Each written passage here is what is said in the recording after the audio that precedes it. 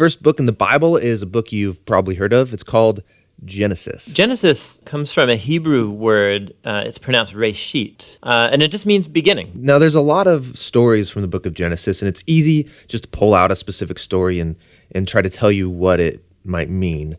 But we think the best way to understand this book is to look at the book as a whole and show you how the whole thing is designed. The book is designed to fall into two main parts. You have chapters 1 through 11, which is telling the story of God and the whole world.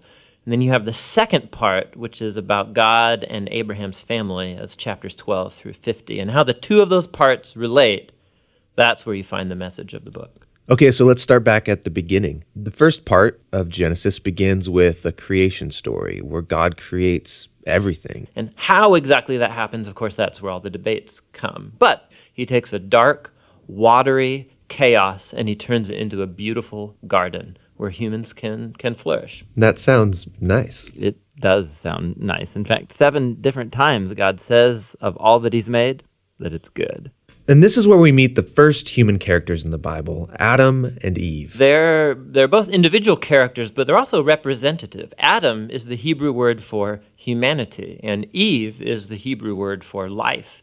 And God creates them in his image. In other words, humanity reflects, or is meant to reflect, the creativity, the goodness, and character of the Creator out into the world that he's made. And they're supposed to reproduce and make cultures and neighborhoods and art and gardens and everything else. But he gives them a moral choice about how they're going to go about building this world. And this is what the tree of the knowledge of good and evil is all about. And he tells them, don't eat of the fruit of this tree or you will die.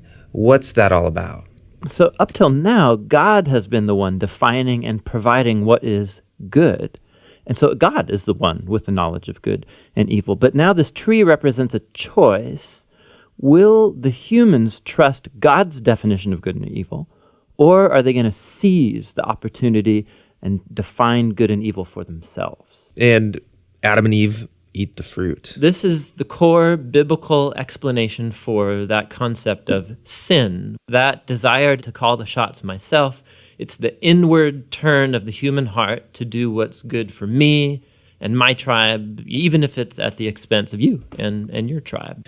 And the problem is humans are horrible at defining good and evil without God. And so now that humanity's made this choice, things get really bad. So Genesis 3 through 11 is like tracing this downward spiral of all humanity. So Adam and Eve, they can't trust each other anymore. And so there's a little story about how they were naked and felt fine about it beforehand, but now they feel shameful because all of a sudden Adam's definition of good and evil might be different than Eve's, and so they hide from each other. Then there's another story of temptation. Cain is jealous of his brother Abel, and he gives in and kills him. There's a story right after Cain about a guy named Lamech, and all we know about Lamech is that he accumulates wives like property, and he sings songs about how he's a more violent, vengeful person than Cain ever was, and he's proud of it. Things get so bad with the human race that we see God decide to just wipe us out.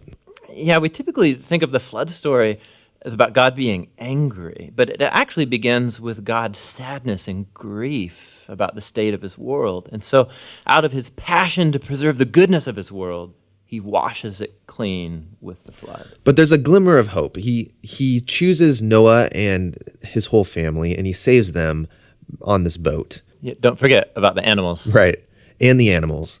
So Noah and his family are going to reboot all of humanity. I mean, he must be a pretty great guy. But this is the story most people don't know because it's kind of weird, is that Noah gets off the boat and he plants a vineyard and he gets totally plastered. And then something sketchy happens in his tent with his son. It's a tragic story. So from here, humanity grows again, but things are as bad as before.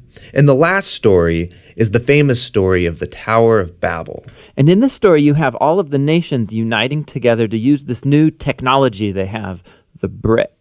And they want to make a name for themselves and build this big city with a huge tower that will reach up to the gods. But God knows that this city will be a nightmare. And so in his mercy, he scatters them.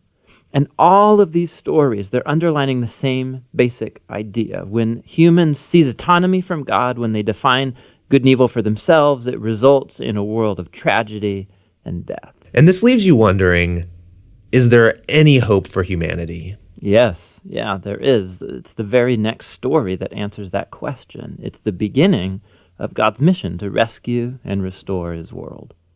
Hey there, this is Tim. And this is John. We believe the best way to understand the Bible is to get a grasp of its overall storyline. One thing to know about Tim is that he got his doctorate in Hebrew, Bible, and Jewish studies, and he can sing in Hebrew. We're a